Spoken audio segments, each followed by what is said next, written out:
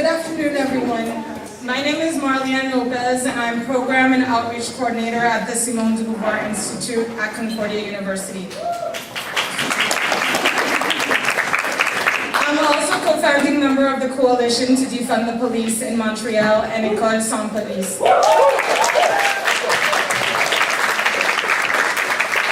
I'm excited to welcome you all to this space for this very special event. Thank you for coming out. Special thanks to Fernwood Publishing for choosing SDBI as partner for the Montreal book launch of L. Jones' new book, Abolitionist Intimacies. The book will be available for purchase today thanks to Librairie Racine, and also note, Prisoner Justice Day Collective should be here somewhere selling some of their amazing merch. So they're in the back. Before we begin, I would like to acknowledge that we are located on unceded indigenous lands. The Kanien'kehá:ka Nation is recognized as the custodians of the lands and waters on which we gather today. Tiohtià:ke, Montreal, is historically known as a gathering place for many First Nations. Today it is home to a diverse population of Indigenous and other peoples. We support community efforts to sustain a relationship with Indigenous peoples based on respect, dignity, trust, cooperation in the process of advancing truth and justice. In recognizing that this space occupies colonized First Nations territories and out of the respect for the rights of Indigenous people, it is our collective responsibility to critically interrogate the colonial histories and present-day implications of this, and to honor, protect, and sustain this land. This event is being live-streamed thanks to Lise Chauvino. I would like to give Lise a minute just to give some instructions to those that are joining us on YouTube.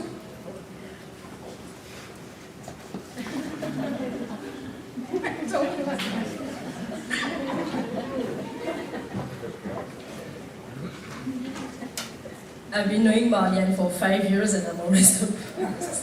So hi everyone, just to let you know that we're broadcasting live now on YouTube, so hi everyone on YouTube.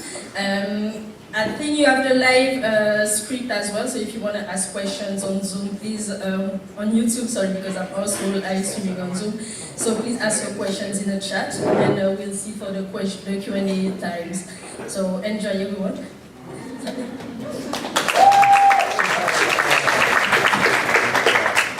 So we're going to open up this conversation with some poetry. As you may well know, L. Jones is a spoken word poet, and today we are blessed with the presence of two Montreal-based poets, Deanna Smith and Ricardo Lamour, who will be gifting us with some of their work. Deanna Smith is a Montreal-based poet, performer, and teaching artist. Her work is based on her experiences and perspectives as a fifth-generation Canadian daughter, wife, mother, and bilingual person of African descent. Deanna facilitates creative writing, poetry, and anti-racism workshops for participants age 4+. Her work has been published in Great Black North, Contemporary African Canadian Poetry, and Montreal Sarai magazine. She is the director of the Ile Ife Africana Studies collection and is actively seeking publications of several children's books. So, Fernwood? I invite Deanna to take the stage.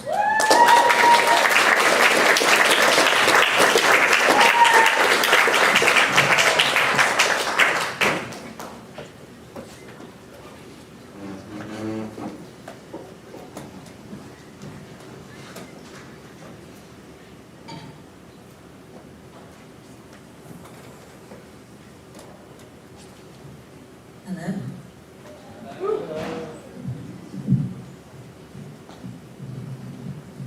I'm really not that much taller at all.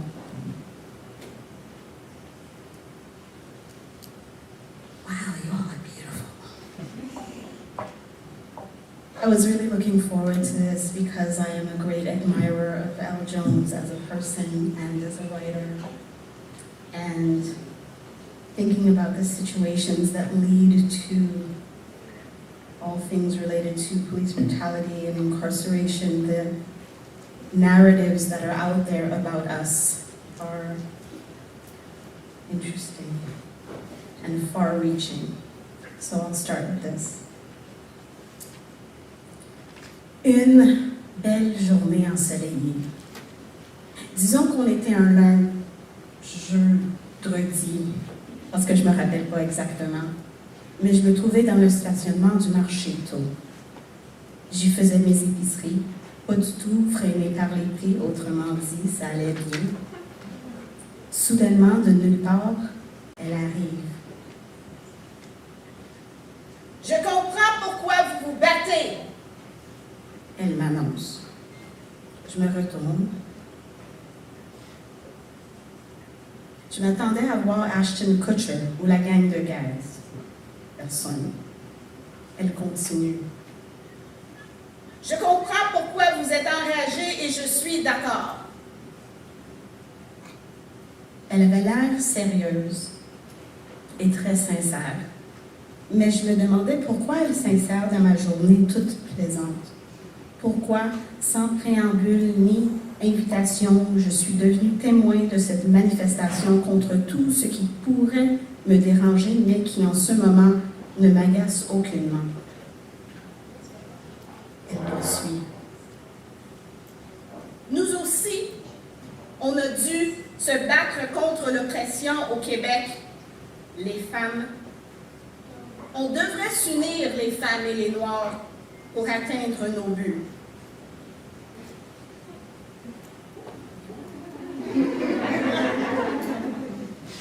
Autour de moi, la bienheureuse journée s'effondre.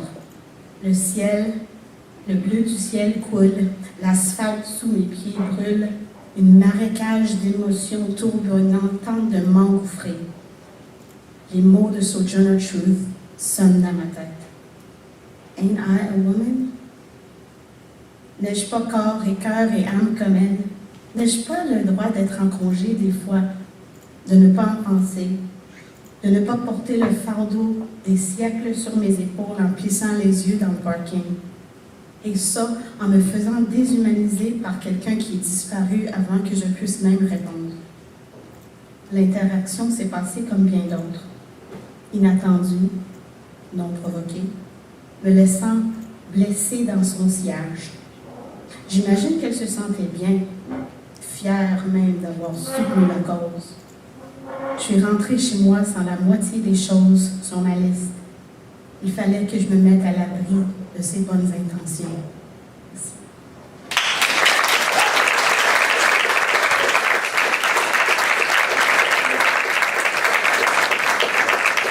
So, Montreal traffic being what it is, I rushed here.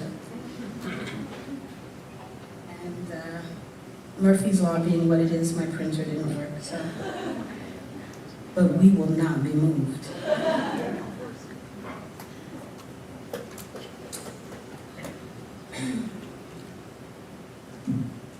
This also lets me make this bigger, which is awesome. Dr. Cornel West said that justice is what love looks like in public. So I'm sending love to the boy I met at 4, whose family was falling apart, whose home was the chorus of a hip-hop song, and whose typical response to any new thing was anger. Why not? New things brought trouble, brought removal, brought loss and grief. I am sending love to the woman I met at 54, who was raising her great-grandchildren, successive generations of her family caught up in hopelessness. The last smoked a joint to take the edge off. It was laced with so much angel dust that it took her mind off, and she never came back. This woman's back was bowed from carrying everyone else. How could something not get dropped? I'm sending love to the social worker who first told me that hurt people, and to the reverend who asked, so you wanted to hurt someone and the only person you could reach was yourself, huh? Their quiet wisdom offered jewels that still shine, and their resistance makes space for wholeness. I'm sending love to the teachers I've seen bring food from home, to the kids in their class who never eat in the morning, who barely ate the night before, who just barely eat, hunger raging under the bright lights of a wasteful city. Their desire to fill bellies and hearts fills minds at the same time. I'm sending love to the preschool circle time that offers space to the child who was never heard, barely there, for fear that any sound they make may invite the wrath of an undone parent. Their melodies resonate in the soul and elicit smiles, one wheel on the bus at a time. I'm sending love to the boy in the car who was told to just drive, who only wanted the speakers, who didn't know anything, whose presence made him accountable for everything that the smash and grab destroyed. Bad decisions are easier when good choices are not available. I'm sending love to the sister whose boyfriend said it was just this one time, it was just this one guy, it was just this one favor, not forever, when it was really the beginning of everything. May your body and soul find each other again, the latter having departed in search of peace. I'm sending love to the drivers, minding their business, on their way to do business or pleasure, caught up in the quotas, the stereotypes, the duplicitous nature of power. You don't look like the suspect. You didn't roll the stop. I understand why your breath is shallow even at 10 and 2. I am sending love to the bench, the cell, the yard, the court, the halfway house, the hallway, the group home, the shelter, the bar, the car, the home, the dorm, the park, the place, into every space where unreasonable reasons may find folks at the gaping mouth of the machine being sucked into the system. May love precede you, and may you find justice there in spite of everything.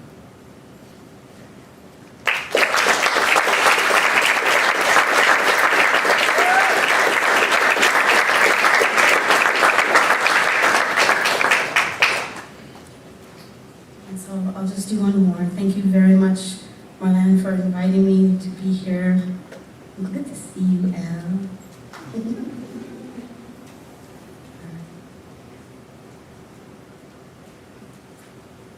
How is it not deliberate, the inherent nature of incarceration? How is it not just a manifestation of a certain kind of tribalism, an us versus them, the them in this case being us? Why would we trust in a system based on the purported wisdom of folks who never saw us as people, far less equals if they saw us at all? It's not that hard a call to understand why we would not be a fan of packaged law and order, but rather of truth and justice. Come, badged philosopher, explain to me how your epistemology is affirming you earning public money only to protect a portion of the people. And so it goes. Well, if he didn't, then they wouldn't, but they always, so he does. An appearance is everything, but nobody can really see. Get the guns off the street seems a legitimate answer. How many have said that to the gun manufacturer? Ending gang activity seems fair to mention, but how they start is the necessary question. The problem of crime is largely created. Study after study has shown poverty, lack of opportunity, and exposure to violence perpetuated and exacerbated by municipal, provincial, and federal inaction and silence give us what we have today. What we want to know is, when will the age of the cage end? And when will the beginning matter? Shatter the family, the shape and soul of the community, then shake heads and hands with the devil, and while proposing urban renewal. It's straight out of a comic book villain's grand monologue, except the pages contain our futures, and the writers never take credit for their master plan. And again, right wings take flight against blighted homes and neighborhoods, but never responsibility for the plans that blighted them. And then more presence is required when the wood-fired rustic pizzerias arrive on the block and block the former residents, the them. But this is not evidence for them. This is progress. See definition of gentry, us. We don't have to guess where it will go. We just have to stop it from happening. Everyone in their own way, even the poets, one word at a time. Thank you very much.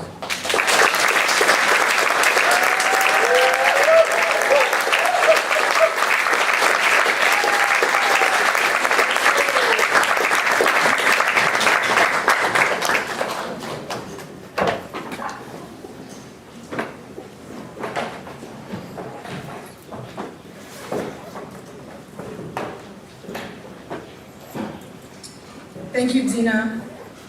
Ricardo Lamour is an artist, columnist, and community activist. He has also released albums, acted in films, and appeared in documentaries. His writing often addresses racial justice and anti-Black racism. His work was published in Pivot, Ricochet, La Presse, Nouveau Projet. Lamour also actively mentors the collective Bout du Monde, which consists of 5 Black youth that occupy cultural, physical, and political spaces in order to transform them. Bout du Monde was founded 7 years ago with the goal of creating environments that nurture the genius of Black youth. They recently collaborated with the Canadian Museum of Human Rights for the revision of its Black content. Lamour provided analysis and advice on anti-Black racism to actors in the philanthropic, community, and political ecosystems, took part in key efforts to address the censorship of Black voices in the arts in Quebec, and has contributed to the Montreal adopting of a motion recognizing the United Nations resolution for the International Decade for People of African Descent. The CRTC recently ruled in his favor regarding the usage of the N-word by the French services of the Canadian Broadcasting Corporation. And although CRC is appealing the decision, they have issued an apology to Ricardo Lamour. So let's welcome Ricardo.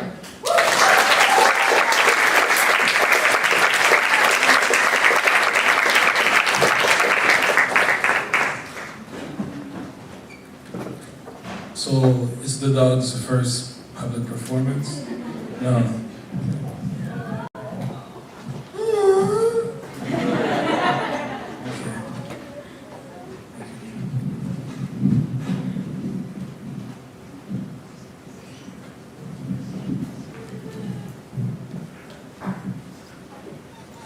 I want to start by thanking Elle, because this summer Elle saved my life. And right after the decision of the CRTC that ruled in my favor, I faced major backlash in Quebec, while many so-called organizations that were supposed to maybe speak some truth to power decided to remain silent, and some even saying to me, well, you're kind of socially dead, so we can't really say something. When the CBC, SRC will appeal, maybe we'll then mobilize. So I had to go get support in Halifax from Al Jones, from Desmond Cole, while organizations in Montreal remain quiet. I think that's brutal, I think that's crazy, and I think we need to find ways to stand in solidarity somehow, just checking in on people, knowing if they're still breathing. I remember at some time, maybe it was around 2015, 2014, you'll correct me, Elle, but you were supporting an incarcerated brother, Aidan Cromwell. You asked for support letters for this brother, incarcerated for murder. And this is what, at the time, I wrote. Spirits up. Keep your spirits up. How shall we help you keep your spirits up? You are us, we are you. So spirits up. Spirits up, Mr. Cromwell, keep your spirits up. Aidan, Queen Elle told me about you, Aidan. Been also reading about you. Kid with mixed heritage, victim vilified violently, put in a cage. Spirits up, breathe, keep your spirits up. From Montreal, Quebec, king in dark office behind desk, reflecting and writing to another king, keep your spirits up. Cause only 20 years old may the truth unfold and take the justice system by storm to destroy what is thought to be the norm. You never meant to kill, may the universe heal the wounds of the soul that feels troubled by a world that makes him feel too old. Nurture your soul. Nurture your soul to articulate your perception, because others may join you due to the way that the system is molded. Your spirit can travel beyond the prison walls, beyond the system's wrongs. You're being fulfilled and strong. It does appear like we should appeal for the truth to appear. We keep you in thoughts and spirit.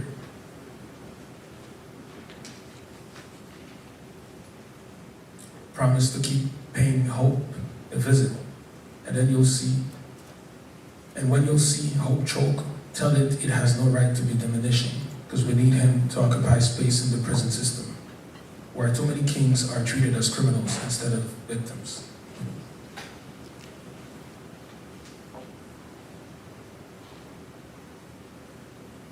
This is a piece I wrote today. At first I thought it was some piece of paper, some piece of media article. As I came closer, I realized it was a crushed bird mashed up with the cement. Lots of crushed birds. At first I thought it wasn't about my story. Then I realized that all the elements of the story are mine. He was the same age as me. He just had more food in his fridge. His sister showed us his intimacy, showed us the place that the authorities invaded. He wanted to live. For this one, I don't want you, for this one, I want you to stop filming. Thank you.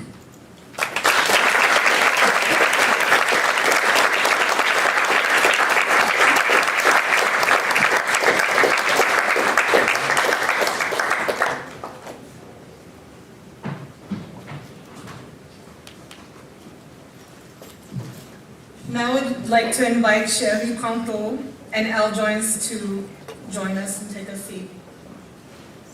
Sheri Pranteau is an Indigenous woman born in Winnipeg, Manitoba.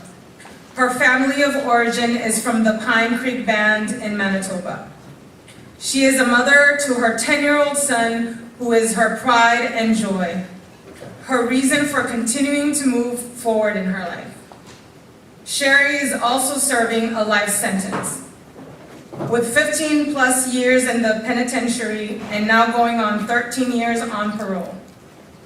Sheri is a frontline worker for the Indigenous homeless and was the first person hired to work for the Indigenous Support Workers Project back when it first started up. Once COVID came along, she had to take a step back, and from there she chose a different path.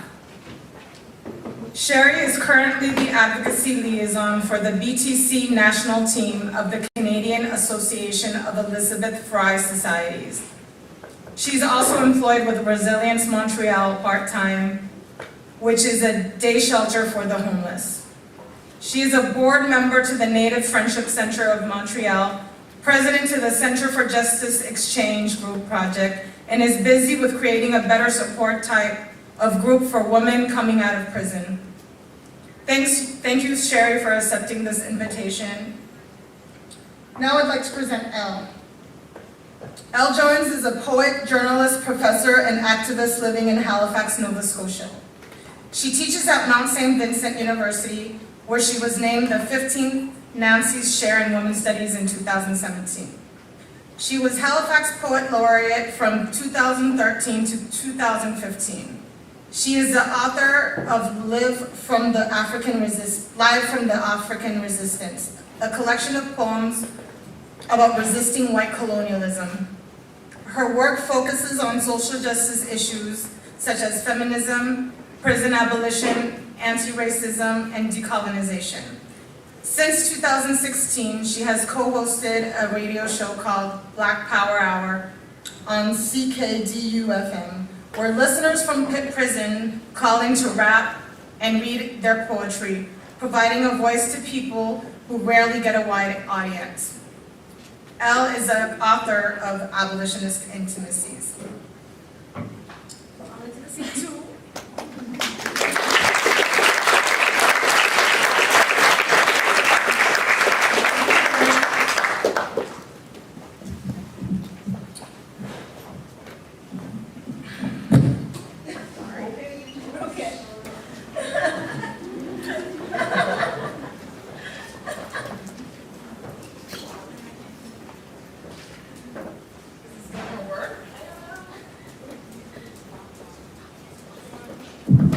Yeah, it is. Okay. So, in the context of prison industrial complex and what Joan calls carceral intimacies enacted through coercive power and abuse, L. Jones offers the counter-practice of abolitionist intimacies, characterized by love, care, healing, forgiveness, insurgent acts within and outside the prison walls. Throughout this book, the author and poet generously articulates what it means to engage in ideas of intimacies for articulating relationship to state violence at different carceral sites, from prisons to borders to hospitals to social work.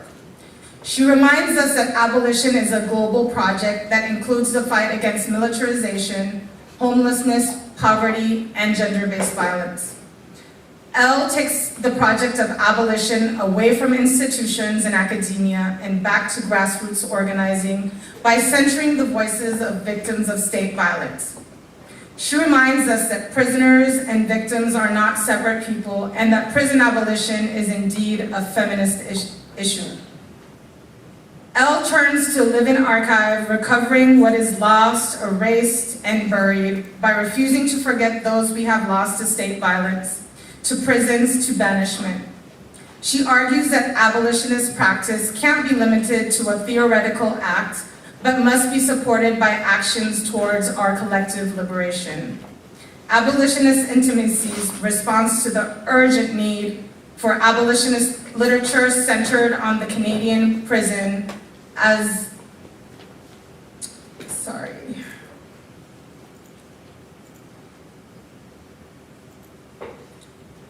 a Black feminist engaged in work and abolition work in so-called Canada, this book recognizes the value of abolition work in spaces beyond academia, where abolition organizing happens every day, particularly those created and nurtured by the labor of Black women. This type of abolition work lives in our communities every day and manifests through our refusal to forget, to banish, or to dehumanize those confined to prison walls. So I'm going to give you some space to share some part of your book.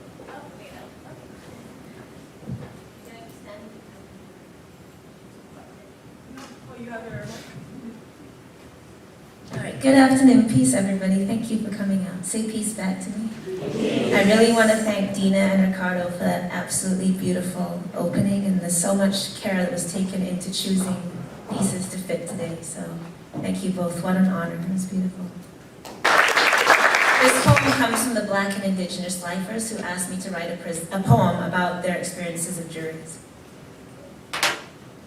1 white, 2 white, 3 white jurors, 4 white, 5 white, 6 white jurors, 10 white, 11 white, 12 white jurors. It's an all-white jury again. Gerald Stanley walked out of the courtroom a free man. Shots fired through the window of an SUV. He said he was just defending his land, a hang fire. He said, just a twitch of his hand. The life of Colton Bushy, worth less than the alleged theft of an ATV. What was he doing was all they debated on TV. Shots to the head while he was lying there asleep, and so the Indigenous youth was the only one found guilty. And there were comments that he deserved it in a secret Facebook group for an RCMP and a group of Saskatchewan farmers. Of course, they all agreed, and the publishing companies offered him exclusive book deal and the jury pool. The jury pool. It didn't look like me. And there are hundreds of thousands of dollars donated to his GoFundMe. Oh, Canada, where Indigenous lives still fetch a bounty for 1 little, 2 little, 3 little. Raymond Cormier walked into court and walked out. Killing an Indigenous girl equals reasonable doubt. The only person on trial was Tina Fontaine. The Globe and Mail headline said there were drugs and booze in her veins. The cops hired her to stop and they waved her on through. Just like police asked Colton Bushy's mother if she was drunk when they delivered the news. And the jury pool. The jury pool. It didn't look like you. And while Stanley and Cormier are free as a bird, Adam Capet was held 4 years in solitary until the time blurred. By the time the ombudsman got to him, he was slurring his words. They said they forgot him or what even occurred. They say that's an accident, but haven't you heard? In federal prisons, Indigenous women make up more than 1/3. And over half of the juvenile facilities and the majority in care who are taken from their families and just take a walk through maximum security or take a look around remand and who can't afford the surety. And they locked Renee Ackaby away into obscurity, but then they tell me white is the equivalent of purity.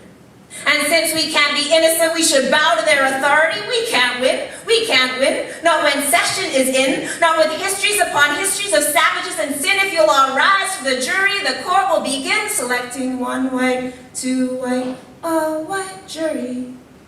You can dress as sexy Pocahontas if you want for Halloween. And Brad Barton was acquitted of murder in the 1st degree, while Cindy Gladoux's vagina was displayed in court for all to see. John Wayne is still an icon of the silver screen. Birth of a Nation's been a blockbuster since 1915, and there's gated communities where black folk are never seen. When they stop us on the street, they say, that's just routine, and my friend walked into court under a portrait of the Queen. Well, I tried to buy him suits while the cops showed up in jeans. We worried he'd look guilty if he wasn't cut so clean. They couldn't show any evidence to even place him at the scene. When it came time to read the verdict, you all know what I mean. Thanks to 1 white, 2 white, all white jury. And the media? Well, they said from his face, they just knew he couldn't feel, and now the system tells him that perhaps he can appeal. But on the appeals court, there's 1 white, 2 white, 3 white judges.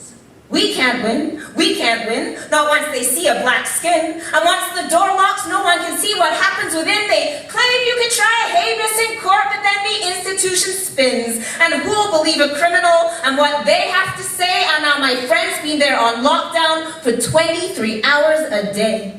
And the phone calls only come when your family can pay. When they have you down instead, the phone doesn't come around at all. My other friend broke his leg, and for weeks he had to crawl. And a third's been on a hunger strike 3 weeks behind those walls. They spent money on more weapons, getting the guards some pepper balls. We claw our way into the halls of justice, but our voice is just too small. We can get 1 or 2 more judges, but they still write the laws. A guy tried to slit his throat and they just wrapped him up with gauze. They released a woman to a bus stop in the winter and said, that's just protocol. Just like Neil Stonechud and those prairie starlight tours.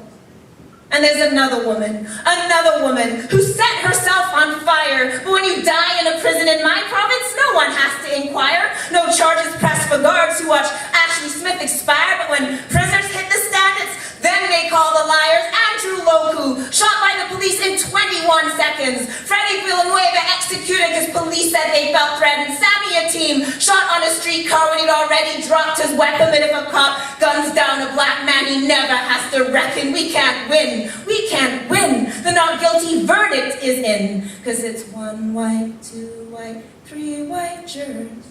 4 white, 5 white, 6 white jurors. 10 white, 11 white, 12 white jurors. It's an all-white jury again.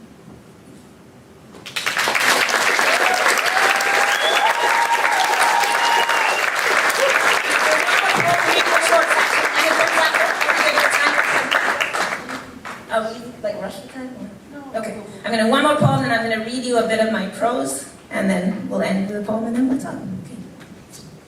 This is another poem from the men, actually. Oh, sorry, I also have to give you the notes. SHU is the Special Handling Unit. It's actually just at St. Anne-de-Plaine. It's the Supermax. Donald Marshall is a famous wrongful conviction case in Nova Scotia of a Mi'kmaq man who was wrongfully convicted for killing a black man, Joe Seeley, and served 11 years. Glenys Soon is another wrongful conviction case in Nova Scotia as well. I know a man who stabbed a man inside and got sent off to the SHU. But he says when somebody comes after you, then what else do you do? I don't believe that he's a monster. But that's what the system says. And now he's doing double life and might not see the light of day. And when you're 15 and your family teaches you to sell crack, Well, is there any coming back? So you grow to manhood in the max. So we define entire lives by a person's worst acts, so we just list their various crimes and believe we have the facts. So here's another story of another lost defendant. He's 20 years old and he's 8 years into his sentence. Brought over to the prison from juvenile detention. Sometimes children in this country just don't deserve a mention until they commit a crime, and then suddenly we pay attention. There are people in society we label as disposable. When you're already doing time, should it be the first time you're diagnosable, and so we put them in a prison where at least they are controllable. And I suppose it isn't notable. And no one gets emotional. Unless we find out that they're innocent, then maybe humanity's negotiable. But for the rest, you did the crime. So your humanity's ignored. And men are in so long they don't know how to use a door. And men are in so long they've never heard of Internet Explorer. That's what happens when you're black, when you're indigenous or poor, when you're considered to be criminal before you're even born. I get an incoherent call at 3 o'clock in the morning. The same guy who called me crying to report he was assaulted, he says he's locked up in his room, surrounded by guns and knives. If they come to take him back, it's either his or their lives. He said ever since he left the prison, he's been numbing with a high, but people say to close his mouth because it doesn't happen to real guys. I suppose it's ironic. He's from the same reserve as Donald Marshall. So it seems to me that justice there was only ever partial. When we look back at that case and say those 11 years were awful, but for everybody else the same suffering is lawful. I've heard so many tragic stories I could almost tick off a box, but still we call it justice once the prison doors are locked. We believe that punishment comes to the people who deserve it, but punishment mostly comes to the people who can't swerve it, can't avoid it, can't employ it, can't voice it, can't afford it, and then once you go to prison, whatever happens, can't report it. So we talk about wrongful. But what are the rightful convictions? Sure, there's Paul Bernardo, Clifford Olson, Robert Picton. But what about the man on his 50th charge of shoplifting? When it's obvious to everyone the problem is addiction, and the Truth and Reconciliation Commission could only be a fiction as long as indigenous people are still filling up the prisons. I have a hard time seeing justice as a reserve without a well, but then we bring its children a smudge kit in their cell. Don't we wonder what will happen when there's foster kids living in hotels or black children in the principal's office 5 minutes past the bell because they've never learned to read and they fell between the gaps. We start with zero tolerance by the time they're done taking naps. Is it justice when some people start the race ahead by laps? In a country where we can't even guarantee clean water from the taps, and there's indigenous land under every prison on the map. And as you move up from minimum to medium to max, it's a funny thing in Canada how the skin just gets more black. And that lack of access to parole that is kind of like a tax, a couple years of extra sentence they tack onto our backs, and there's those weapons laws they pass that they claim are for the gangs, while there's white supremacists in prisons with KKK upon their hands, and there's guards who give them daps. And the police can gun down teenagers and never hit the stand. I won't even get into asking why we never charge the banks, but should anyone be sent to where they have to carry shanks? I watched police roll into Ferguson with snipers riding tanks. I don't believe you have to not have done it for justice to be miscarried. When I've known men so long in prison that their babies now are married. Hell, I've known men so long in prison they first meet their son out on the range, and I don't know that it is justice if we decide you can never change. And I don't know that it is justice when there's men inside a cage, and I don't know that it is justice if the scales will never budge, and men in prison with so much legal knowledge, they could be a judge. And maybe they could have gone in that direction if they only got a nudge. And it's true. I have known men who did a killing for a grudge. But does 3 seconds of your life make you only human sludge?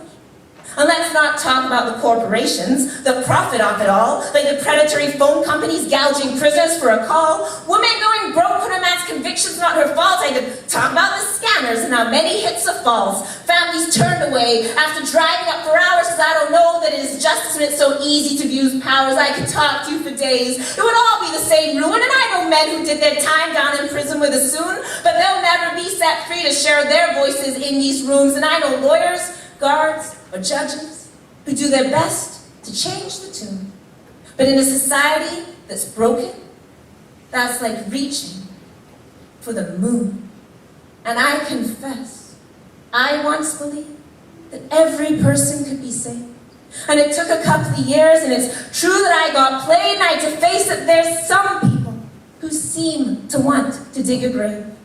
But I still don't believe that they deserve solitary just because they misbehaved, and I still believe we can do better, and we have to find a way. And I'd still rather know I tried, even if it means I failed, because it never will be justice, while our solution still is jail.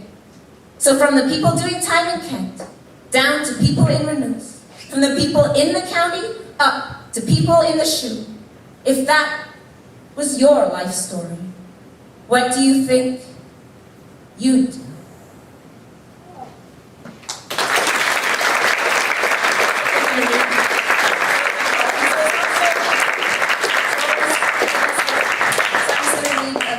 Sections, and then we'll do one more poem, and then I'll shut up.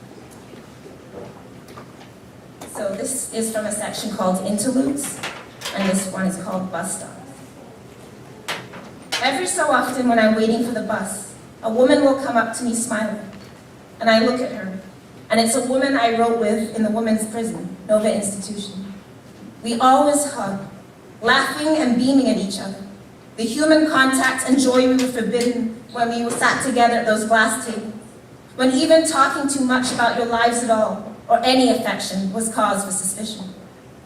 One time I was waiting in the visiting area for the woman to come down, and I got up and looked through the books and games and magazines on the shelves for visiting families, and I found a sheet of paper. A mother had made a list with her children of what she would do when she got out. Order pizza, it said. Talk for as long as I want, with no one listening. One of the entries said, walk, not in a circle. One of the women goes into a long meditation once on the phrase on the outs, about how it can mean you're angry with someone, but then it also means what you hope for. I'll see you on the outs. On a hot summer day, I'm running up and down Citadel Hill, focused inside myself.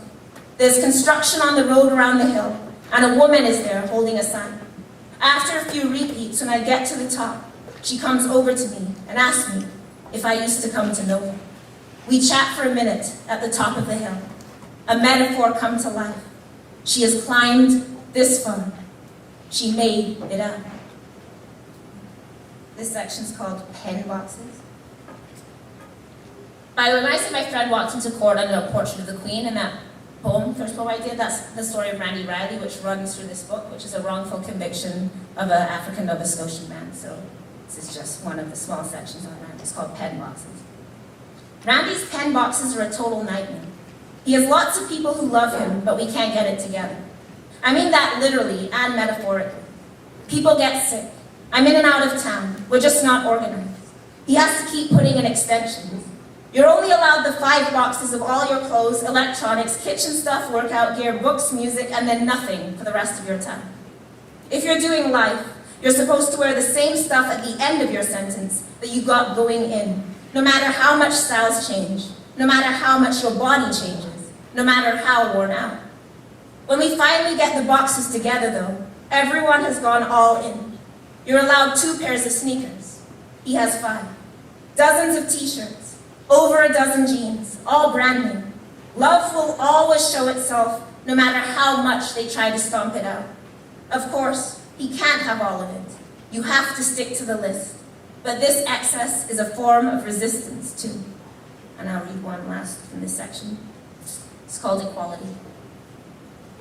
When I was allowed to go into the Max unit to write with the women, we would meet in a room used for school, programs, the library, and activities. One day I'm meeting with the women one-on-one, and we don't have enough paper.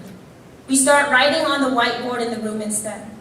The woman I'm writing with tells me about how she was trafficked and held in a motel room for weeks, kept naked and drugged. She finally escaped. She described running through the lobby of the motel, barely knowing where she was. The cops gave her a few $1,000s and put her on a plane back home. That was it. She told me she spent the money on drugs, and when she ran out, she robbed a pharmacy. She got 5 years, more than the men who kidnapped, raped, and abused her ever served. On the board in the room, she writes about running and about healing and hope. I tried to memorize the poem, to hold on to it before it was erased, but it's gone from me, like a shape moving indistinctly behind a heavy door. The last thing I'll read from here is, this is actually my favorite essay in the book. I'm going to read you a little excerpt. So this is from an essay called We Gon' Be Alright. And it was written at a time when I couldn't find a job and I was in a lot of despair. And it's an essay kind of talking myself back to life. People talk about self-care, but what can that mean when the people who care most deeply for you and the ones who you love in return are the people to whom you owe your labor? It isn't a burden to do this work. Not when the trust and solidarity and profound love you build by your commitment to each other are the reward. But still, when the calls from segregation come in the evenings, it means there's no going to movies or out to dinner or even watching a whole show on Netflix. And that's the work that won't get a tenured job. That's the work that puts pain in your body and takes years off your life. But when M calls me and tells me I sound down, and I tell him I don't know if I'll have a job next year, he says, I get a welfare check every month. Let me send you that. Someone like you should never have to ask for help. Nobody else. Not the heads of departments, not the colleagues and friends. Nobody else has offered everything they have like that. This is why we answer the phone evening after evening. Desmond says to me, we may not be religious, but what we do is like a religious act. We imagine and work toward a better world. But the heaven we are trying to make is here on earth. And while we are living here and struggling, we are in hell. But heaven and hell are the same place for us. So every day, we wake up in hell, and we have to do our best to enter heaven. We have to sacrifice for that, and we have to pay the price for that. We don't hold anything back in this world. Not savings, not our tongues that get us labeled troublemakers, not even our tears, although we push them back and get up the next morning and keep fighting on. Because someone has to buy the groceries, put the clothes in the prison boxes, pay the gas for visits. Somebody has to hold the hands in court and call the lawyer and visit the jail and take the call from the suicide cell. And when you stand in that love and solidarity and rage, you can't expect to have the bills paid. You can't expect to have the comfort of the world too. You have to make your choices. Sometimes I lie in bed and I think about the books I should have written, the papers I could have published, the poems and articles and chapters I didn't give my time to. And everyone tells me I wouldn't be lying here if I had just written those things. But then I ask myself, which life would I exchange for that book? Whose life was worth less than a chapter? And I know I wouldn't choose differently, just as nobody would choose differently. Not if you knew the life that was in front of you, that you had the power to sustain and hold. We are the living archive, I remind myself. And there is no tenured position, no degree, no qualification that can give me what is worth more than one life. It is not that I save them. It is that their trust and care sustains and nurtures me. That every day when I despair, when I don't know how I can pick up and rebuild again, when I don't know how I can fight these fights without sickening and dying from it, it is their voices that remind me, over and over, who I am and why I do this work. And these are my instructions to the people around me. If I die before you, make sure those who loved me and whom I loved are the people at my funeral. Scatter my ashes outside the prisons of this province so I can haunt them forever. Don't use my name for whack shit, and don't let the institutions that wouldn't love me in life take hold of me in death. If I die violently, remember that I hated prisons and honor me. I'm not imagining my death. These are my expressions of my commitment to the living, to my life and the life of others, to the sacrifice that isn't a sacrifice, but a sacrament, a blessing. And I'll read one last poem. This is the last poem. But you know the poem, Good Night Moon? This is my version. This is called Good Night June.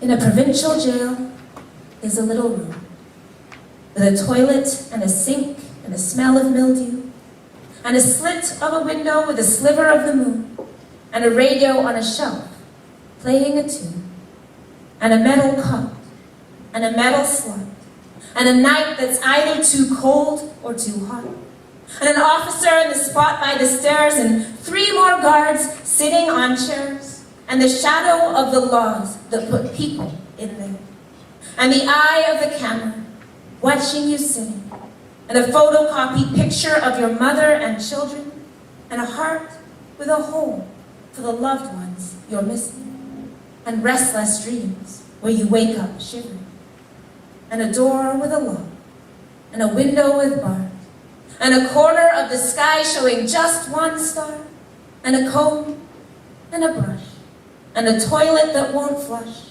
and a guard on his rounds ordering hush. So good night, moon, like a little tune. Good night, window, barely showing the moon. Good night, laws that aren't changing soon. Good night, radio. Good night, news. Good night, cot. Good night, slot. Good night, down in solitary where the world forgot. Good night, sheets, tied up in a knot.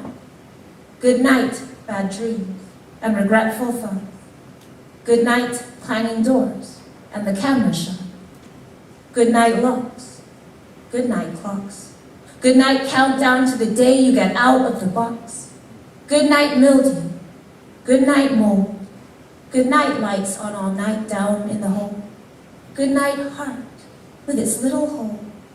Good night, heat. Good night, cold. Good night, foam mattress. Good night, comb. Good night to the crumpled picture of home. Good night, dripping sink and toilet that won't flush. And good night to the officers ordering hush. Good night, patrol. Good night, stare. Good night, outside. Good night, air. Good night, love. Good night, care. Good night, prisoners. Everywhere. Thank you, everybody.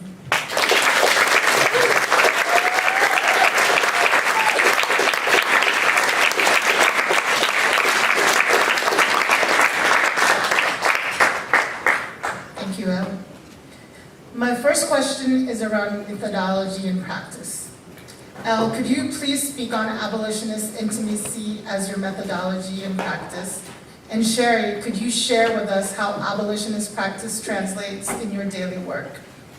Both of your work highlights the importance of recognizing other spaces beyond the written text where abolitionist organizing is happening today. Hi. Well, I'm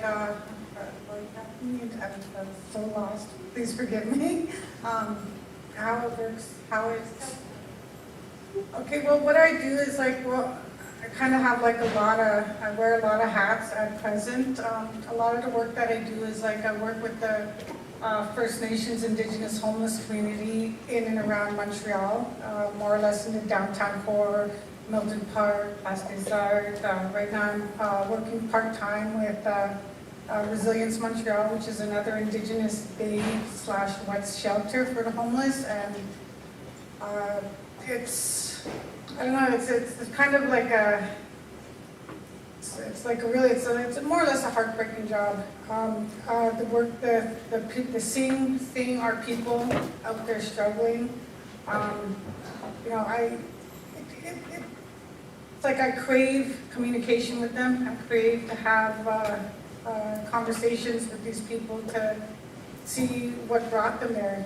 How they ended up in the predicament where the addiction is way bigger than them. To the point where they wake up, and if they don't have it, they go into medical seizures, medical accidents, and it's really, really, really tragic, because a lot of our people out there, come from, tight-knit families, communities with,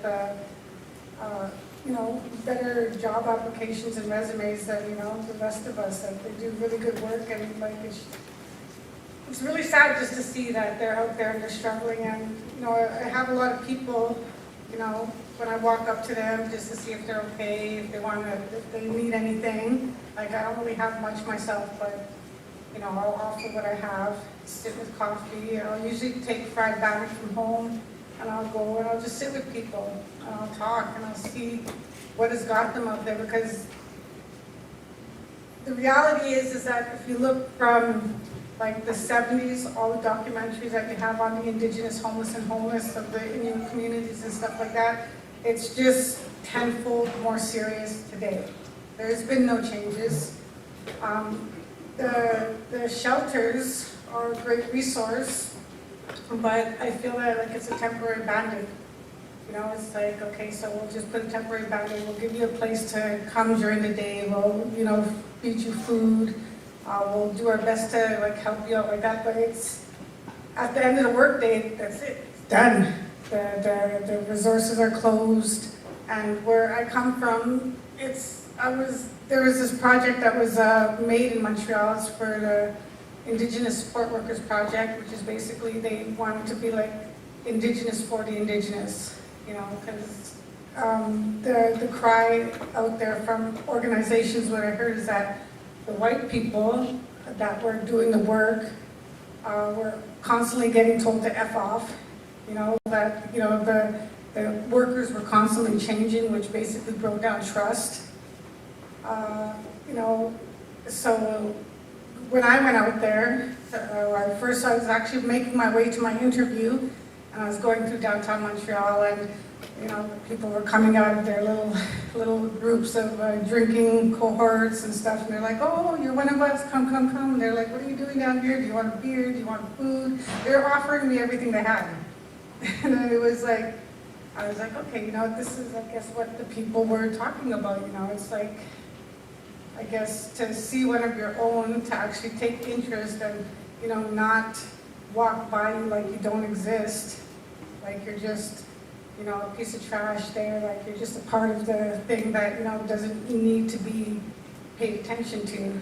And that's more or less what my people feel. Our people feel. It's like, I have grown men that look at me in utter shock, where they're just like, well, and they cry, and they're like, well, why are you talking to me?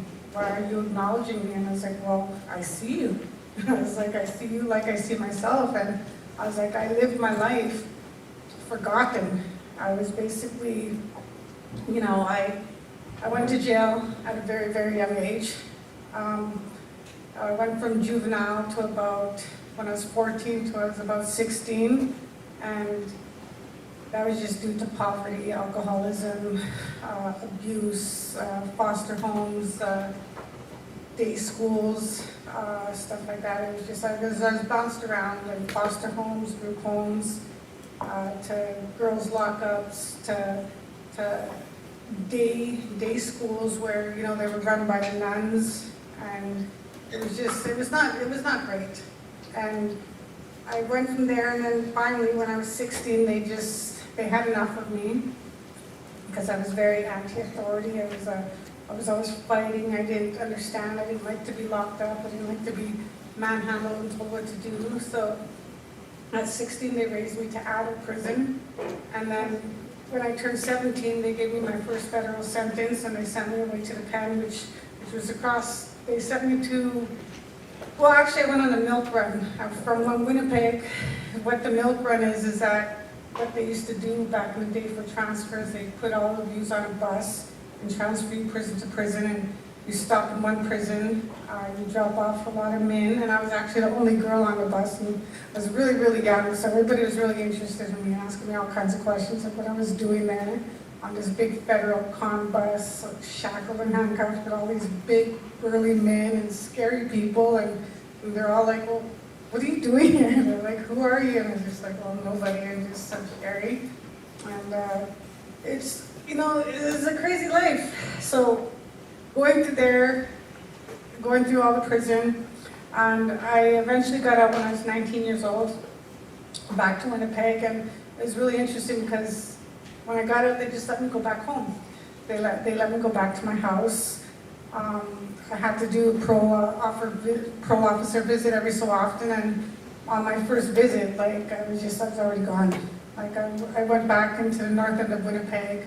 I don't know if anybody knows anything about the north end of Winnipeg, but it's just really, really rough. It's not a great place to be, and I've been back recently due to funerals and tragedies within my own family, and it's even worse ever since the pandemic came and the types of stuff that they're mixing the drugs with. I've actually suffered like seven deaths in my family in the past 26 months, and I've gone to a few funerals, and some I had to miss because it's really expensive to travel across the country and have flights and train tickets and stuff. So it's been a real struggle, and I'm kind of losing my thought again, but but it's I don't know, it's the work, the being, like going into prison for, I did like 17 plus years, and plus another 2.5 years in the halfway house before I was actually granted full parole.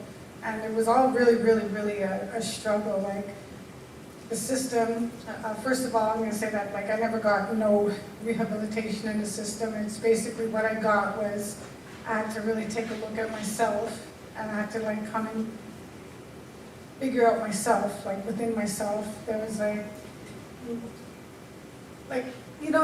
you have like, if I can give you a little story about my experience where authorities and doctors and academia comes in, because I've always had like not a hate, I just always have like a disbelief in them, because when you go inside, they set you up to do a correctional plan, they evaluate you, sit you with psychologists, psychiatrists, and parole officers, and dialectical behavior counselors, all these kinds of stuff, and they were asking me questions, and a lot of my history comes right from residential schools. My grandparents, actually survived all of this stuff. My siblings were in residential schools and suffered horrible abuses and a lot of murders. My mom was one of the murdered and missing Indigenous women from when I was a baby, so I never ever got to meet her or know her, unfortunately.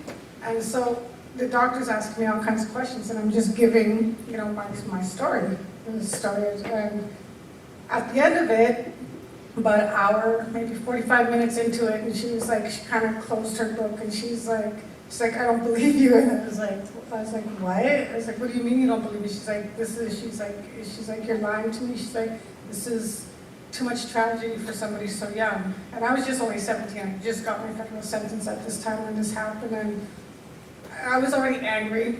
I was already pissed off, and I ended up flipping a table, and ended up, she ended up running out, and I ended up getting jumped. It was just like, but it was crazy, because they send these people in to come and talk to you, and that was the response that I was met with, and that kind of led me into how I walked through the rest of the system. I was like, I had no belief in the psychiatrists, psychologists, because they're all basically paid by CSC, and they're there to evaluate you, but they're there to evaluate you for corrections, not for you, not for what's better for you, not to help you. They're there to help corrections cause, to put on paper, what they're paid to put there for, and what they're there to evaluate you for. So I've always been a big believer of that. Like, throughout the system, the part that is most damaging to most lives is that paperwork. People that evaluate you, or if they see you, like me, I came from a gang world. My crimes were all based with gangs and Aboriginal gangs and stuff like that. So I still walk with this label in my paperwork. I have a notorious stamp across my file that I'm working very furiously to remove, because like I'm anything but notorious, I'm scared when I go onto a third floor and I look over a window and like I'm shaking like a leaf, like that's anything but notorious and nasty. But yeah, it's just like, I'm just going off. I don't even know. You actually like explaining the whole book right there. Oh really? So So yeah, like that, my work comes in, and what I do today, and my fight to get out is basically because a lot of my sisters and even my brothers have died in the prisons. You know, nobody talks about, you know, the people that really die in there. Like I had sisters that, tied their bars shut, and even though they tied their bars shut to like hang themselves and do themselves in, you have like what we call a death rattle. And it's like, you know, when they're hanging, oh, it's so sad, like, I'm sorry. It's not easy to listen to people die, you know, when you're in the next cell, and it's not a closed door, it's open bars. So you listen to these things, and you listen to people suffering and slashing and dying and getting jumped and sprayed. It's ridiculous, you know, it's hard. And, you know, there's many times where I tried to take my own life. My body is full of scars and slashes, and what I guess helped me, what stopped me in my tracks, and I kind of told this story yesterday as well, was that an elder, you know, I wasn't really familiar with my culture at this time. I was a kid, I had a really bad mentality, I had a hang on for guards, I wasn't really interested in anybody coming to help me because I didn't want to talk to anybody. And I was sitting in my cell, my arms were all cut open, there's blood everywhere, and this elder walked by my cell, and she stopped in front of me, like, not no hi, no, oh my God, are you okay? None of that. She was like, looked around, and she was like, oh, you better clean that up. And I was like, well, why? And I was like, why would I do that? I was like, I'm fine the way I am. She's like, because, you know, the spirits and, you know, the people on the other side, they might take that as an offering and they'll come to collect. And I was just like, I never got off my ass so quick, and I never cleaned up my own mess so quick in my life. And that was actually the last time that I ever cut myself. I ever tried to commit suicide or slash or take it out in anger anymore. And so it was just that. And that's what intrigued me to know more, to ask questions, to really connect with who I was as an Indigenous person. And I find it really sad that it took me to go to prison, you know, to have that opportunity and that chance to learn about who I was as an Indigenous person, and to learn what my way of life was supposed to be and how our people were. And because if you think about it, like before Columbus and all these people came, like we as a people, we didn't have any prisons, you know, we didn't have poverty, we had each other, everybody had their role, every single person was meaningful in the tribe, everybody had their role, everybody had their place, everybody took care of each other.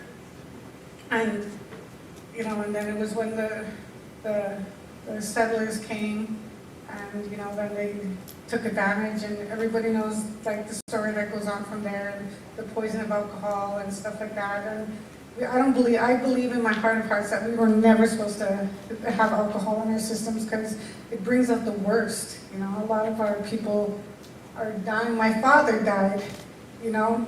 My father died 6 months after my mother was murdered, and her body was found and stuff like that.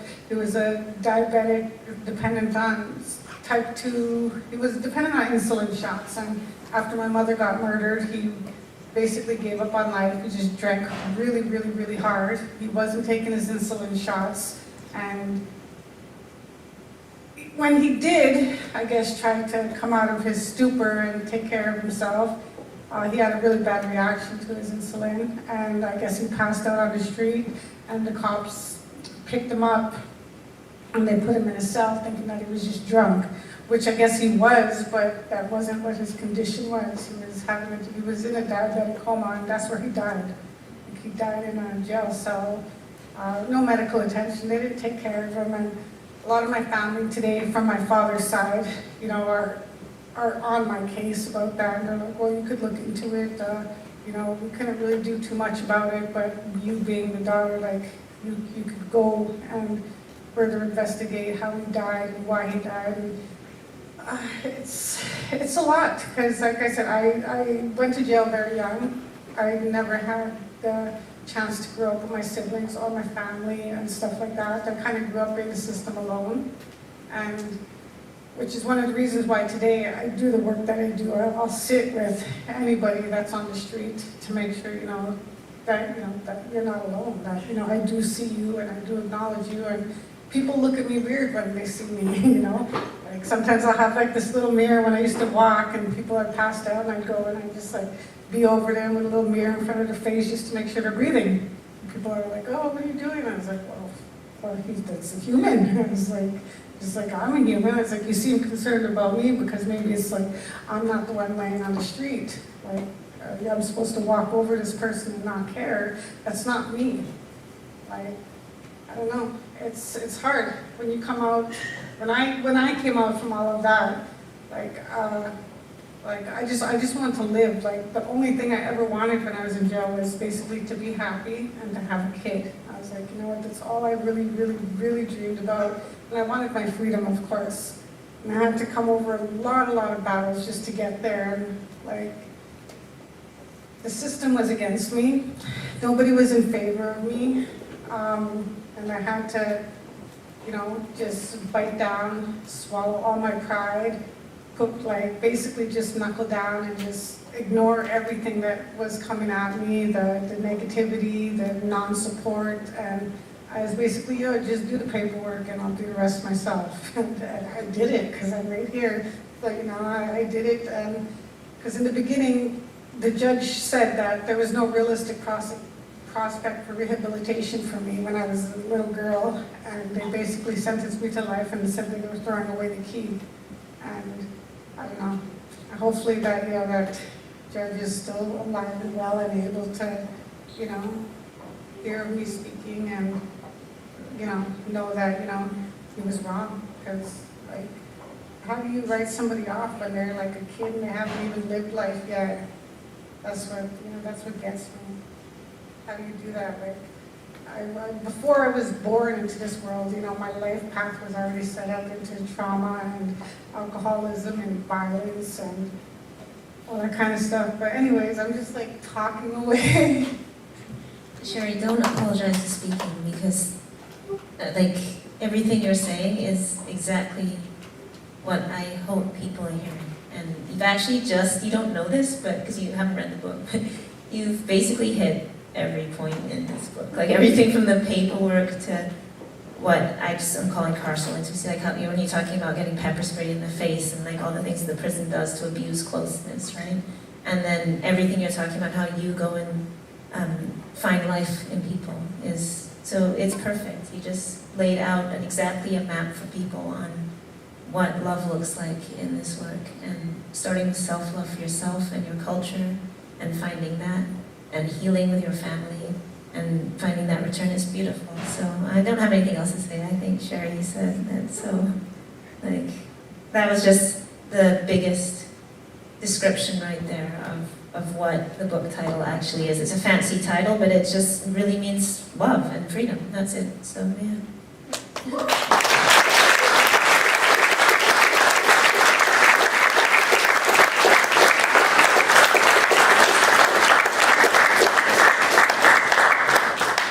Memorializing the lives of those in prison has both a present and a future urgency.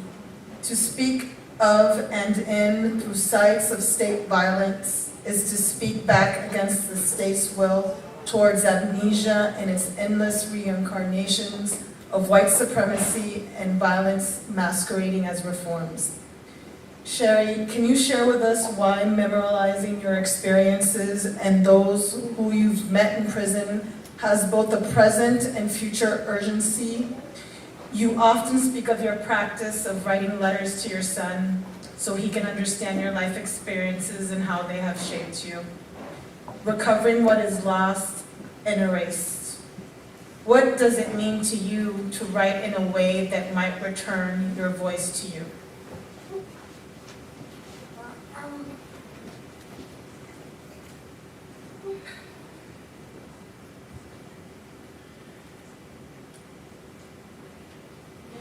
I write the letters because not only am I serving a life sentence, since I came out of prison, My health has deteriorated like immensely. Like I live with two very rare diseases, and it's so like I have this rare disease. When I got pregnant with my son, I had like a lot of stress because the fact that I even got pregnant, you know, made corrections, pull my parole. They're like, oh, well, you didn't ask us permission, you know, to have a baby. So I was like, well, okay, well, it's my body, but whatever, you know. They kept me for 6 months longer once because I got pregnant. They said, well, you have to ask permission, you know. So I was like, well, I didn't, and I'm pregnant, and it's my choice. So regardless of what you guys do to me, this is me, my baby's passed them on. And the reason I write letters to Neville is because as a lifer, I had very, very harsh conditions upon coming in, and I still almost have all of them with the exception of having contact with people with a criminal record. I used to be what they considered a 10-minute case, which basically means that if I met anybody, including Elle, anybody, I had 10 minutes upon meeting somebody to find out if that person had a criminal record. Because if they had a criminal record, I was not allowed to have communication or contact with them. So I basically did not want to do this. You know, if I met people, and I just chose not to connect with people. It made me fearful of, like, who the heck, you know, wants to be, you know, questioned, you know, about your past, your history, are you a criminal? Like, who am I to do that to anybody just upon meeting them? I don't feel that I have that right, and I don't believe that, you know, it is a right that anybody should have put on anybody else. And also in that 10-minute case is if I was late, you know, to my parole meeting or an appointment with corrections or anything to do with my release, I was in breach. I was automatically in breach, you know. It was like, it was really, really hectic when I first got out. And so I still live with the fear every day that, you know, if I trip over the wrong pebble, you know, and I land on the wrong grass or I land on the wrong thing, that, you know, I'm going to be in breach and they can yank me. And being a life sentence with all the laws that changed over the past 6-7 years, that, you know, if I go back in, I might not come back out. And that's actually the reality, and that's one of the reasons that I write letters to my son Neville, who's 10 years old now, and I write to him all the time explaining about my situation, my parole, who our family is, who I am, the reasons that I choose the things that I do, is so that if I do end up either going away and for whatever reasons and not being able to get back out to him, that, you know, these letters will be compiled and given to him so he can have an understanding. Because like since Neville was born, I've talked to him. You know, since he was a baby, I've just talked to him, and the purpose of that was so that he would recognize my voice above all. And you know, when it came to me speaking, that he would stop and he would listen because he knows that it's my voice. So I think that it's important for him, if it's not from my own words. And, you know, there's a lot of things that I can't really explain to him now because he's only 10, and, you know, 10-year-olds shouldn't have to totally understand the whole weight of, you know, his mother's path.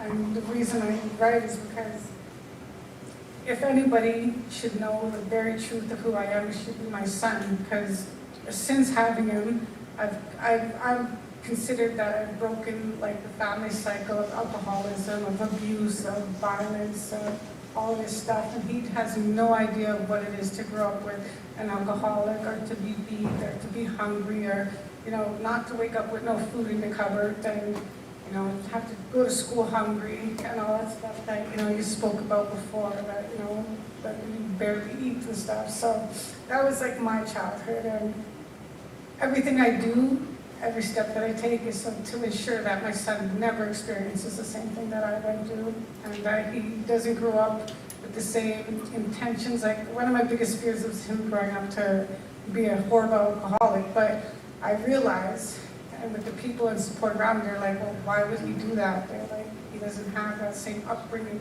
You didn't put him through that. So that's one of the reasons I do it, so that my life is never forgotten, and that because he grows up carrying my name, and my name is very well known to my crimes and to prison and to being a life round parole. So, I think that it's only fair that, he knows and he can read and he can have my words, and yeah, that's fine. I think it's important not to be forgotten and to know where one comes from. It's so lovely hearing that from your side, because on the listening side, one of the things I was saying is Adrian was like, he's almost obsessive documenting sometimes in this book. Like all you're doing is just documenting what people are saying to you like all the time, and it's just phone calls and you're just talking about these phone calls. And I was like, yeah, because I can't do anything. You're so powerless that sometimes all you can do is just be like, let me do justice to this person's story. If they've taken the time to call me, let me at least remember what they said, because that might be the only thing that I can do. Like, we can't get people out sometimes. Sometimes we do, right? Like, sometimes we do. But sometimes there's a call and something and you just have to write it out. Like, there's nothing you can do. And all I think you can do in that moment is say, at least I could listen to you and hear that. So to sort of hear you say that from the other side of, why you're writing these down so they're documented, and that your life and that love and that whole journey can be understood by your child. It's, like trying to make language work, to try and do something. So yeah, it's, I don't want to talk after Sheri, like we just want to listen to Sheri. Next question. So just to be mindful to have some time for the audience to ask questions, I'm going to ask one last one. Elle writes that abolitionist intimacies characterized by love, care, forgiveness, healing, faith, and uplift in relationships within and outside the prison are often practiced and sustained by women, mothers, girlfriends, support workers, and advocates. These relationships believe in the capacity of the person in prison for love, for return, for change. Sheri and Elle, could you share with us what drives you in the work you do and how abolitionist intimacies have the power of transforming those who are inside? I'll go first, because I want to go after you. Kind of the whole point of the book is that against all this violence that we face and all the violence we're constantly documenting and experiencing is love, and it is in a very real way a book about love. There's some bits of theoretical, there's some poems and stuff, but the root going through everything is just all the relationships I've had with people and the love that we share and the organizing that's taking place with people. When you're picking up the phone, when people are inside organizing a strike or calling for somebody else, or we're packing boxes, or people are driving each other to visits. And it's women, like I say in the book, like 90%, you go in a visiting room in a women's prison, there's nobody visiting. And then you go in a men's prison, it's all women visiting. It's mothers, it's young women going, people are like going out and paying for like monitoring bracelets of like $600+ for like their boyfriends or partners. People are driving kids up 8 hours, getting on buses to go out into rural regions to bring their children up. And I wanted to honor that, that against all of this terrible stuff, like not only in prison, but on the streets, policing, like at our borders, all these violences that we're constantly going out and protesting or hearing about, that we have to be true to, we want to witness to, but alongside that is our own ability to love each other and our own ability to hear each other and listen to each other, and learn from each other in that way. And that's what I guess like the actual practice of abolition is to me. You did something beautiful on E-Fry Week, remember Lifers Week? And I don't know if it's still available or if they took it, like the conversation with your family, is that available? So there's a beautiful conversation that Sheri did with like your sisters and just your family, talking about what the impact of you going to prison was, and all of you coming together and just talking about your lives, which is so brave, that to put that out there, and like you're coming out here and I can see how hard it is. You're telling these really awful things, and you're telling them to us for a reason. Like, you're not doing it because it's fun, You're doing it because you want us to understand what your life was, where it came from, like why this happens. You're there's something there's a real bravery and courage every time that you have to get up and go to this incredibly traumatic place to bring us something, you know, and then to do that with your family in public. You know, most of us can't even have these conversations with our family, period, in private, and you're doing it for us, you know, to bring us something, and that's the kind of thing that, you know, I hope that's what, in the best parts of the book, I hope that's what you're hearing, is like when you, like these phone calls and this work together, and particularly this woman's work of, you know, the very thing that is seen as really feminized and not the real work and not the real leadership, which is nurturing and caring and like not always standing up at the front, like the people that are just making food, the people who are calling and saying, oh, you know, my son called and said, you don't know how to send a box, so I'm going to call you and tell you how to do it, or don't forget hand sanitizer, darling, like the phones are dirty, like, oh, you didn't bring any, I have some in my purse, you know. Oh, I have $1 for the lockers, don't worry about it, you know, like people that often have nothing are doing so much that is fighting this beast that eats us every day, and, you know, for me, like that's what this is, and that's what I'm trying to talk about, and probably failing at myself in all kinds of ways, but Sheri, you can finish this up. Thank you, Elle. You know, when I went away, it was it was traumatic for everybody, including the victim's family. Everything that was involved is why I went to prison at a very young age, and where I ended up with a life sentence. That conversation that I had with my sisters during EFRI was actually the very first conversation that I got the opportunity to have with my sisters about what happened, like how it affected them when I went away and stuff like that. It was hard, but I was extremely happy that they were willing to do that with me, because while I was inside, and even though I felt forgotten and I felt, you know, away and I was alone pretty much my whole life. One thing I can say is that since I've gotten out, and even while I was in, I did get letters and drawings and pictures of all my nieces and nephews, and when I got out in 2010, I finally made it out. I was barred from going back to Winnipeg. I was barred from going back home. I wasn't allowed, so I was forced to just be out here by myself and to, you know, try and make things work. And, you know, being as stubborn as I am and as willful as I am, I was like, you know what, I can do this. I was like, F the system, you know, F you guys for blocking me from going home. I was like, and while I was in prison, it wasn't very easy to have communication, because to make long distance calls from prison is like extremely expensive. You know, we make like less than $5 a day. Stuff like that, $5 something, I think it's a day's, you know, it's not a lot, you know, you get these pay grades, and I was pretty much always like at the very lowest, because, I don't know, I was defiant, and I was indigenous, and, you know, because, you know, one of the things I was very grateful for during all of that was that when I got out, every single niece and nephew that I've never met that was born while I was inside, they knew everything about me. You know, they were sending me Facebook requests on Messenger, video calls, and they're just like, oh, Auntie Sheri, yeah, we know all of this and this and this. So, you know, my family, even though I didn't know, they kept me alive through just talking about me and telling their kids about me, and, you know, never forgetting me. Like, while I was on the other side, and it took me a long time to realize that that was happening, and when I realized that was happening, that's, you know, one of the reasons I talk, like, when I talk, I don't talk about other people. You know, I'll bring other stories of people that have passed away inside, things that I've experienced with them, but one of the things I've never done in my life is talk about other people. It's like, unless, you know, it's interesting because through my sentence, I have also had like a lot of brothers and a lot of men in the system write to me, because a lot of my older brothers and uncles and cousins, they were all incarcerated.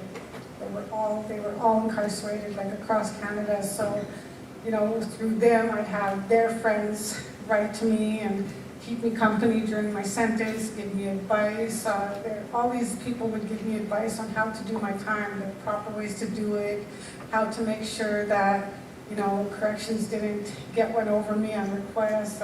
Write everything down. They're like, read. They're like, here, you got to read this commissioner directive, read the CCRAs.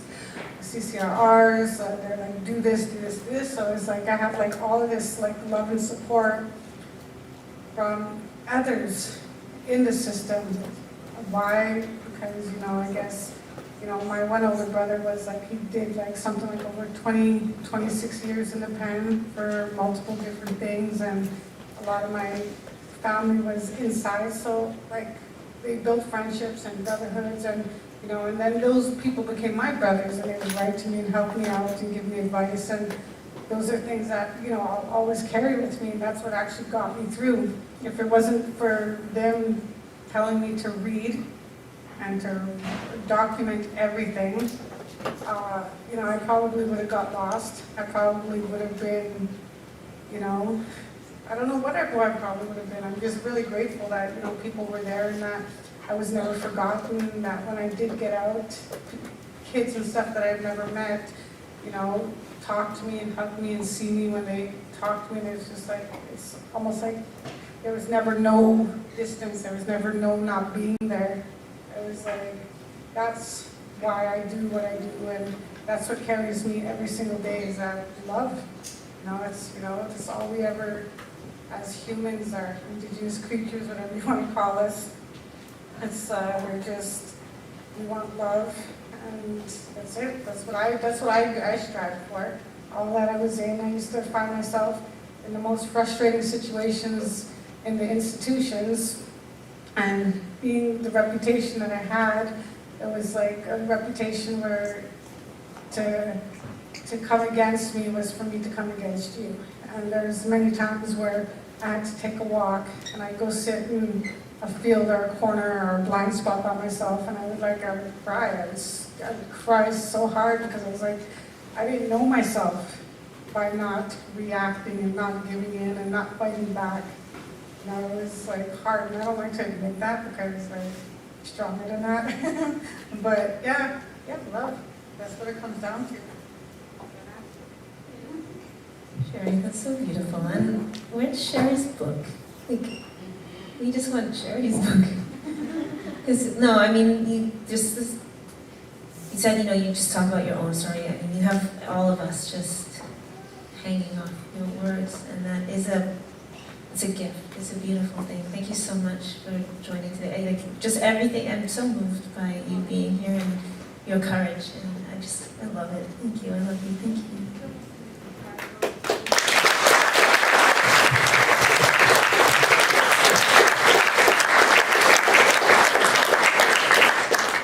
So we're going to open up for questions. I don't know if there's any on Zoom, YouTube, not yet.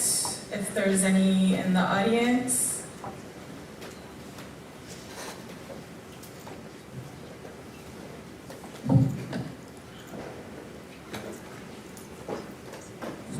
If you're leaving and you want me to sign your book, I can do what we said here.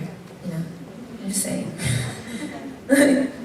I can multitask. If you bought a book and you want me to sign it, you gotta go. Just bring it to me while we're here.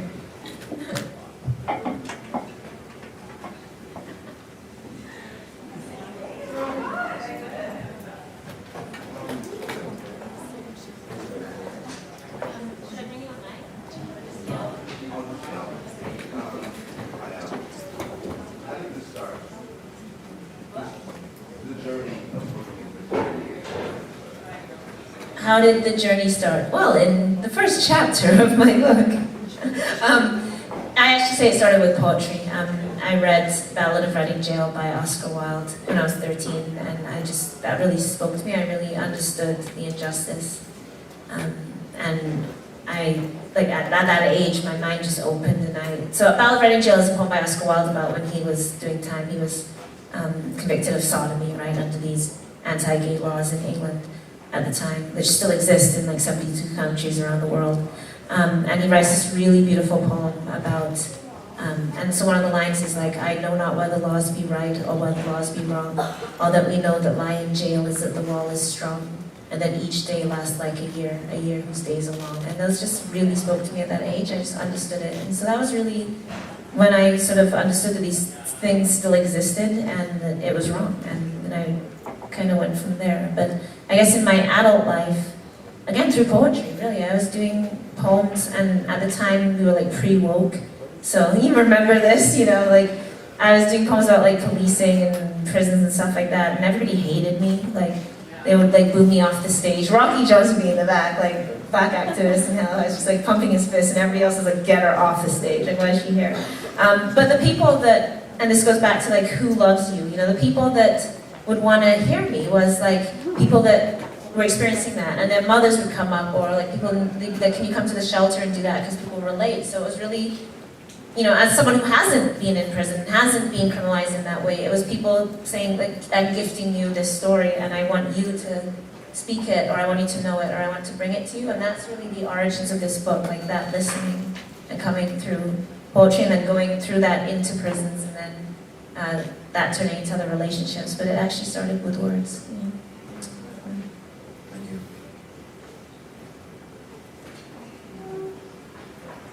All right, there's no other questions.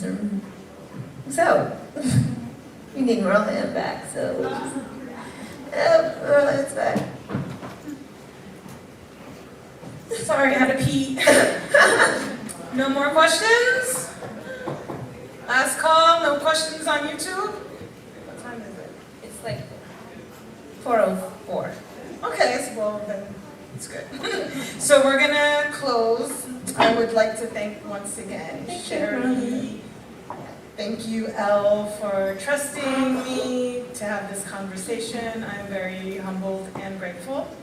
And so we're gonna have a table in the back for signing. You can get your book. I don't know if the books were brought, or if not, they're next door. Gabby, are they gonna be here or next? Oh yeah, they're here. So you can grab a book and get your book signed. So thanks once again to Fernwood Publishing. Thanks to Deanna. Thanks to Ricardo, if he's still here. And thank you all to all of you for coming out today and participating in this conversation. Thank you, Marlihan, for all the work put together in this group. Thank you to all of you. Oh, and I gotta thank my editor, Fazila Jiwa. She really put the book together, so Fazila's the best. And Dina and Ricardo and everyone. Okay, good.